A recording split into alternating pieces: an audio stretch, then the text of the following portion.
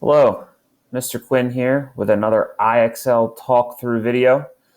Today we're taking a look at a really nice sixth grade skill on converting decimals to fractions. Now, we're going to do this without a calculator. These are all going to be multiples of 10 in the denominator. So we're talking about, and really we're skipping a lot of multiples of 10, but it's really going to be tens, hundreds, thousands. You can refer to those as powers of 10. It's going to make our life really easy, and we're going to talk about some strategies that can really help us out. So we're going to look first at the example. So we're going to click this drop down here. I always encourage you guys to take a look, and it says to write 0.1 as a fraction. Now you notice it gives us the answer 0.1 is equal to 1 over 10. Now there's some things that you need to think about when you are working with this type of problem. First and foremost, and I'm going to do a little bit of writing on my screen here, I have 0.1. Notice how there is nothing in my whole values. There's no ones, there's no tens. I'm only dealing with decimals, so I know I'm only going to be dealing with a fraction. No mixed numbers, so that's really nice. Then I'm going to look at how many digits. Digits, remember, are the individual numbers that make up our entire number that we're working with. Follow the decimal point.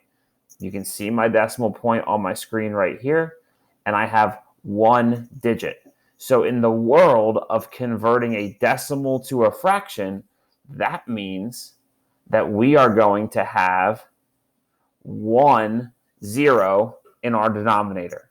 Now, if you think back to what I said in the beginning of this video, I said we're dealing with powers of 10. So that means I can't have anything else here besides a 1. And if you're thinking to yourself, what does Mr. Quinn mean when he says powers of 10? Well, I'm glad you asked. I'm talking about having a denominator of 10, a denominator of 100, a denominator of 1,000, and so on. You could have a denominator of 100,000.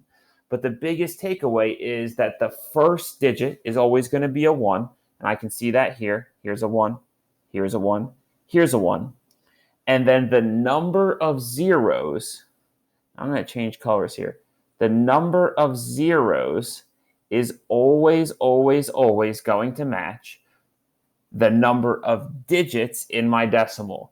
There is one digit in my decimal, so there is going to be 1 0 in my denominator. And then whatever digit you have as a decimal, that becomes your numerator. Now, I just talked through a whole bunch to show you what they showed you as 0.1 equals 1.10. So that's it with the practice. Now, let's apply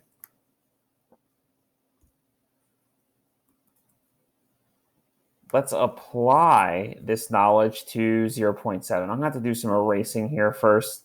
I did a lot of writing. So this should give you some time to think, what will 0.7 be as a fraction? Remember, your denominator needs to be a power of 10. It can't be anything else.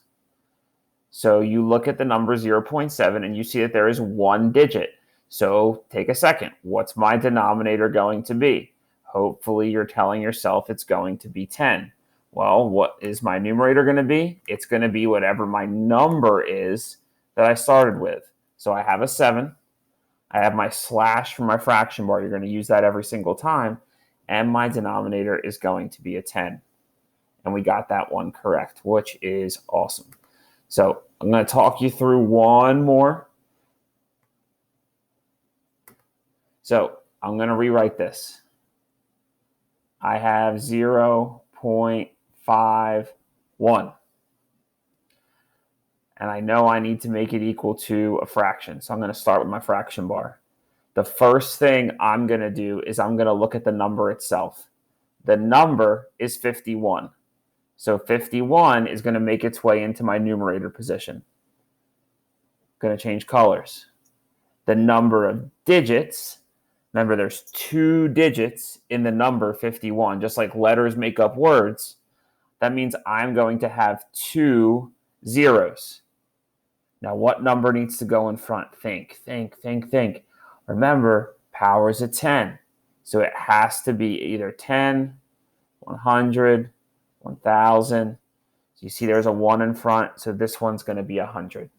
So if I come to my box in IXL and I want to type 51 out of 100 and I hit submit, I got that question correct. All these questions are going to follow a similar format. All I need from you is to remember that rule about powers of 10. The number after your decimal is your numerator. The number of digits in your decimal tells you how many zeros in your denominator. I hope that rule helps.